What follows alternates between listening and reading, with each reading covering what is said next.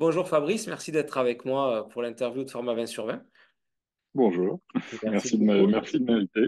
Eh ben, avec plaisir. Donc, on va partir sur la saison 2 des interviews de Format 20 sur 20. Donc, Fabrice Janet, escrimeur, spécialiste de l'épée, C'est ça. avec un joli palmarès aux Jeux Olympiques, notamment l'or en 2004 par équipe et en 2008 par équipe, et puis en individuel en 2008 l'argent. Et au Exactement. championnat du monde or en 2003, l'argent en 2002 et 2005, et le bronze en 2001, et quatre fois C'est champion ça. du monde par équipe, et une fois en bronze par équipe. Tout à fait. Et je passe les championnats de France et d'Europe aussi. Vous avez bien dominé à l'épée. Alors Fabrice, aujourd'hui, votre actualité? Alors, aujourd'hui, eh bien, écoutez, j'ai toujours un pied à la fédération française parce que je suis donc référent de l'épée masculine à la commission de sélection. D'accord. Ça depuis un peu avant les Jeux de Tokyo. Et puis très récemment, là, la semaine dernière, j'étais consultant pour France Télévisions sur les épreuves d'épée aux Jeux Olympiques là, à Paris. Bon, très bien. Donc là, on continue sur l'escrime pour l'année prochaine, sur les événements, à suivre des événements aussi escrime. Oui, normalement, bon, il va y avoir un changement d'équipe fédérale, mais en théorie, oui, je devrais continuer à suivre les athlètes là, de l'épée masculine sur leur déplacement en Coupe du Monde. D'accord. Vous continuez quand même encore à croiser le Non, fer? Non? non, j'ai pas pratiqué depuis longtemps. Il se peut que je m'y remette un tout petit peu pour ma fille là, parce elle s'est mise à l'escrime récemment et ça lui dirait de tirer contre son papa pour essayer, Pourquoi pas? mais sinon, sinon non, j'ai pas d'objectif. Enfin, je fais pas d'escrime et j'ai pas d'objectif D'accord. de reprendre la compète ou quoi que ce soit. Bon, très bien. Bon, Fabrice, on va partir sur le vin. Donc, vous, Ouais. côté vin, vous êtes plutôt blanc, rouge ou rosé? Moi, je suis plutôt blanc. Plutôt D'accord. blanc, enfin blanc, on va dire blanc et rouge, on va dire dans l'ordre et rosé de temps en temps, mais plutôt blanc. Ouais. D'accord. Et vous avez un vin en particulier que vous adorez? Peut-être dans les blancs, vraiment un péché mignon? Alors dans les blancs, effectivement, mais c'est un peu biaisé parce qu'en gros c'est un de mes meilleurs potes, qui est un ancien escrimeur aussi qui le fait. Enfin, je D'accord. pense que c'est mon meilleur pote d'ailleurs, qui s'appelle Jean-Baptiste C. Martin et D'accord. qui travaille dans le Jurançon et il a donc ça s'appelle Domaine Lagib D'accord. et c'est un Jurançon sec. De mémoire, c'est du gros Mansin et du petit C'est Mansin. ça, ouais, je Et, ressens, ouais. et du coup, voilà, enfin, il fait des vins, il a plusieurs cuvées, qui sont assez incroyables. Et alors, il se trouve qu'on a la chance avec un autre groupe de potes, escrimeurs, de faire les vendanges avec lui. Ah, super.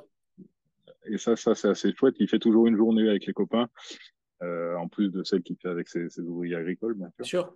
Et du coup, voilà, enfin, moi, je suis assez fan de ce qu'il fait. Et en plus, sachant qu'on a pu y participer, c'est encore plus sympa, quoi. Ouais, c'est sympa. Bah, les vendanges, déjà, à la base, c'est sympa, mais en plus, entre potes, c'est encore Ouais. plus sympa. Et Ouais, surtout, en les plus, vraies vendanges. Ouais, j'adore, moi, sa philosophie, sa façon de travailler. Enfin, lui, c'est du bio. On est sur des principes de biodynamie. Donc, son champ, tout est vivant. Il y a de l'herbe. C'est des vignes à hauteur d'homme. Enfin, c'est vraiment des trucs qui me parlent. Mm. Et là, voilà, sa façon de travailler c'est très proche de la nature, très proche de la terre. Enfin, voilà, on sent il y a une vraie fibre derrière tout ça. Et c'est hyper, enfin, je trouve que ça se ressent dans le produit final, quoi. Oui, puis c'est important. Il y a de plus en plus de vignerons qui essaient de passer en bio, puis en biodynamie, même si ça prend du temps en conversion de passer. Il y Mm. a plein de contraintes aussi, mais moi, j'essaie de travailler aussi avec des vignerons biodynamie et on apprend énormément de choses. Et sur la nature, enfin, Carrément. quoi de mieux que de boire des vins? Ben déjà, moi, si je prends l'exemple de ma femme, le fait de boire des vins biodynamie, elle est moins sujette au sulfite et Ouais, au pH, mais etc. ça, enfin, moi, je le perçois sur des soirées qu'on peut faire comme ça.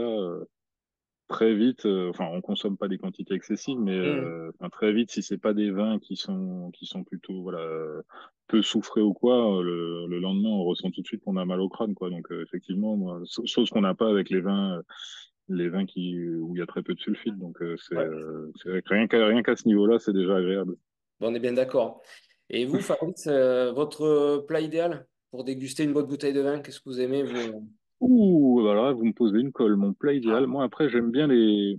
Moi, enfin, on va dire que pour du rouge, mais ça pourrait très bien marcher, j'imagine aussi avec certains blancs. Mais moi, j'aime les produits relativement bruts, en fait. Et moi, je pense que une bonne viande, une côte de bœuf, mais vraiment, voilà, sans sauce, hein, le truc, juste un peu de sel, ouais, éventuellement du poivre, accompagné de ce que vous voulez, un gratin dauphinois, des frites ou n'importe n'importe. quoi. Ouais. Voilà, mais le truc assez basique, je Mm. trouve que ça marche très bien avec du rouge. Mm. Après, les blancs, je trouve que c'est pas fermé. Il y a des, alors, moi, en plus récemment, enfin récemment, de par le fait que JB, Jean-Baptiste et Martin, mon pote vigneron dont je vous parlais, Mm. lui, entre guillemets, il m'a éduqué un peu au vin et c'est vrai que je les bois de moins en moins frais, je les bois quasiment à température maintenant, les Ouais. bons blancs. Mm. Et, euh, et du coup, je trouve que ça passe avec plein de, plein de plats différents. Ça peut même très bien marcher avec du fromage. Enfin voilà, donc Mm. là-dessus, j'ai pas une référence à vous citer, mais c'est vrai que apprendre à déguster autrement, c'est hyper intéressant et c'est là qu'on se rend compte que ça marche avec plein de trucs, quoi. Ouais, tout à fait. Puis c'est les goûts de chacun, même s'il y a des choses qui sont, on va dire, plutôt classiques. Euh, Mm. mais, mais voilà, chacun a envie aussi, bah, à un moment donné, si on a envie de se boire un blanc avec quelque chose qui n'est pas fait pour, n'importe quoi, une côte de bœuf ou du Ouais, poisson avec du rouge, même si ça peut gâcher les goûts, c'est ça vrai. reste quand même, si on a envie de faire ça à ce moment-là, bah, pourquoi pas, en fait, au final. Oui, ça reste un plaisir personnel, c'est clair. Exactement. Et vous avez une région ou un pays viticole que vous aimeriez découvrir? Parce que vous avez quand même voyagé un petit peu de par Que votre... j'aimerais découvrir ou que j'ai découvert? Ah, que vous aimeriez découvrir. Que j'aimerais. Ouais, enfin, moi, je suis ouvert à tout. C'est vrai que, on va dire que je suis plus Bourgogne que Bordeaux, par exemple, si Ouais, il faut choisir. Donc après, ouais, quelque chose dans cette fibre-là, enfin, plutôt. Ouais, ouais, j'aime bien les trucs un peu qui sortent on va dire, du cahier des charges du Bordeaux classique, quoi. d'accord. Alors c'est marrant parce que j'habite Bordeaux depuis une douzaine d'années maintenant et Ouais. je, j'ai jamais bu aussi peu de Bordeaux que depuis que j'y vis, en fait. D'accord. Parce que, parce qu'avant, j'achetais bêtement mes vins dans le commerce classique, on va dire, en supermarché ou des choses comme ça, Ouais, parce que j'étais pas particulièrement amateur ni spécialement éduqué au vin. Et puis, en fait, j'ai eu la chance de rencontrer un caviste hyper, hyper ouvert d'esprit à Bordeaux, à 5 minutes de chez moi, enfin à Talence même. Sa d'accord. cave s'appelle la cave à part. Je sais pas si je peux faire Oh, vous de pouvez, pub. oui, il n'y a pas de souci. Et voilà, elle s'appelle Martin Puyou. Et il a une cave où, alors il a toutes les références, dont du Bordeaux, bien sûr, mais il a vraiment des vins de partout, souvent de petits producteurs. Et généralement, c'est des pépites et c'est un personnage et il est passionné. Et du coup, moi, il m'a un peu transmis ce goût pour la découverte, aller chercher des trucs qui sortent de l'ordinaire. Alors, il y a des fois des choses qu'il m'a proposé que j'ai pas du tout aimé parce que c'était vraiment loin de mes goûts. Mais par contre, Ouais. voilà, il y a très régulièrement des vins qui viennent d'un peu partout, pas forcément de France d'ailleurs, hein, des trucs de l'étranger aussi que je trouve Hum. assez incroyables.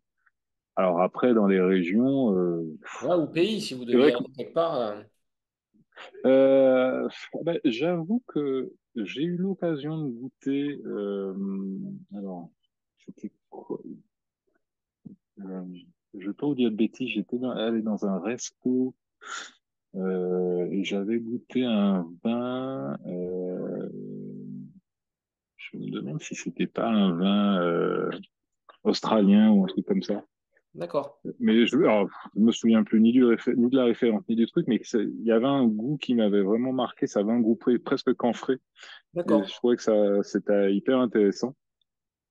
Mais alors, pareil, moi, en fait, le problème, c'est que j'aime bien le vin, je m'y intéresse, mais on va dire de façon assez superficielle. Le truc, c'est que je reconnais les vins, si vous voulez, que j'ai bu, en fait, à l'étiquette, quoi. Je D'accord. saurais pas vous dire quel est le terroir, Hum. d'où ça vient, etc. En revanche, je sais si j'ai bu et si j'ai aimé en, en Ouais. regardant l'étiquette, assez généralement. Après, il arrive quand même que j'arrive à de temps en temps détecter une région, un cépage. D'ailleurs, ça m'est arrivé avec un. Je bois très peu de liquoreux, par exemple. Ouais. Mhm. Et j'avais goûté, donc mon pote JB avait fait une fois une cuvée de liquoreux que j'avais trouvé hyper bien, très équilibré. En fait, c'était pas trop lourd en bouche. Mhm. Il y avait une petite acidité qui faisait que ça balançait hyper bien avec le sucre, le côté sucré. Parce que c'est ce que j'aime pas, moi, dans les vins liquoreux, c'est que souvent on a l'impression de boire du sirop et c'est pas Mhm. très Oui, agréable. c'est pas. Oui, Et là, exactement. je trouve, super équilibré. Et une fois, sur une dégustation à l'aveugle d'un autre ami qui paraît qui travaille dans le vin, il me fait goûter un truc et je lui dis, mais tu te fous de moi, quoi, c'est le vin de JB. En plus, je lui avais déjà fait goûter et tout. Il me dit, non, non, c'est pas ça. Et ça m'avait fait marrer. Je me dis, putain, ah ouais, j'ai vraiment reconnu la région, le type de. Enfin, ouais, le Ah, terroir. Enfin, super. et alors, effectivement, c'était vraiment un vigneron qui travaillait à peu près dans la même région, et machin. Et c'est. Du coup, de temps en temps, j'arrive à, j'arrive à reconnaître des terroirs comme ça, mais bon, je suis vraiment loin d'être un expert. C'est la petite satisfaction personnelle, quoi. Se dire, ah, c'est cool. Ah, j'avoue, et puis pour briller en société, c'est pas mal quand on a Ouais, ça, c'est pas mal, la ouais. bonne réponse, c'est assez rigolo. Non, mais ce qui compte, c'est de se rappeler voilà, enfin, se rappeler oui, d'avoir le moment de la déguste et puis ben, la bouteille, se dire, ah oui, celle-là, bon, je me rappelle le goût, etc. Je ne saurais plus dire ce que c'était, mais l'étiquette, ça, je Mm, reconnais, je sais la c'est région et ça, voilà, ça, c'est important et de savoir les cépages qu'on apprécie plus que d'autres, c'est ça qui est important. exactement. Et justement, Fabrice, vous avez un souvenir autour d'une dégustation ou une rencontre autour du vin qui vous a marqué? Ouais, alors moi, alors c'était bien avant que je m'intéresse vraiment au vin. On avait fait un barbecue Ouais. avec des potes. On était allés pêcher autour d'un étang avec des escrimeurs, d'ailleurs, c'est marrant, hein, avec Hum, d'anciens escrimeurs, Brice Guyard, hum, qui avait été champion olympique ouais. individuel à Athènes, et il y avait aussi Loïc Ateli, vice-champion du monde anime. Enfin bon, c'est Hum, des potes et on était hum. partis à la pêche et puis et voilà, on avait prévu un petit barbecue et Brice avait sorti 2 bouteilles de vin et je me souviens d'un avoir goûté un truc et m'être dit punaise, ça c'est hyper bon, ça me plaît. Enfin, j'y connaissais vraiment rien à ce moment-là, Hum.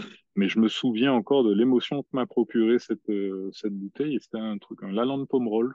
Ouais, d'accord. Et alors, je crois que de mémoire, l'année, c'était un truc genre assez vieux quand même, hein.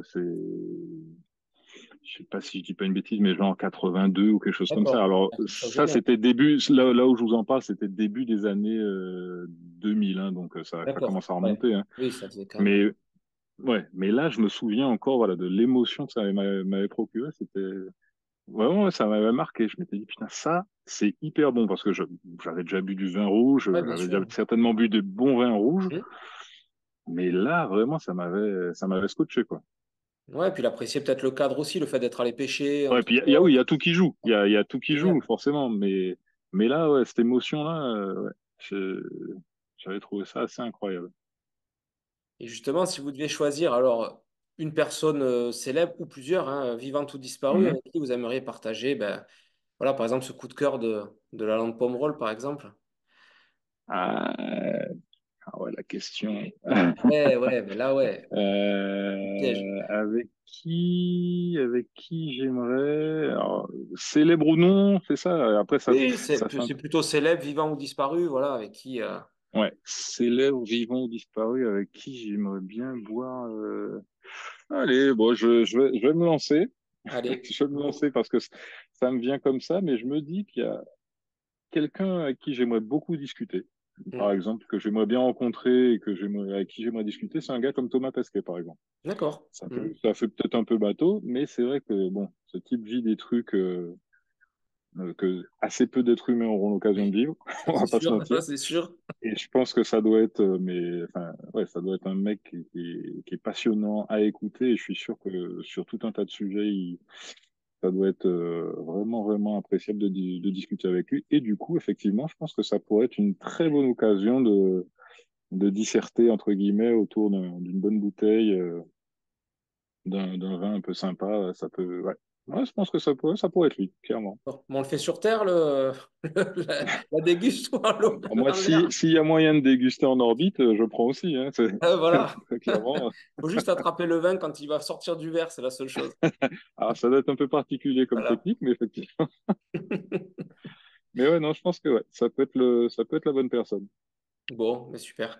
Et enfin, Ok. donc avec le fromage, Fabrice, plutôt team blanc, team rouge? Ben, les deux, sincèrement, je trouve que le rouge, on va dire traditionnellement, on sait que ça marche, etc.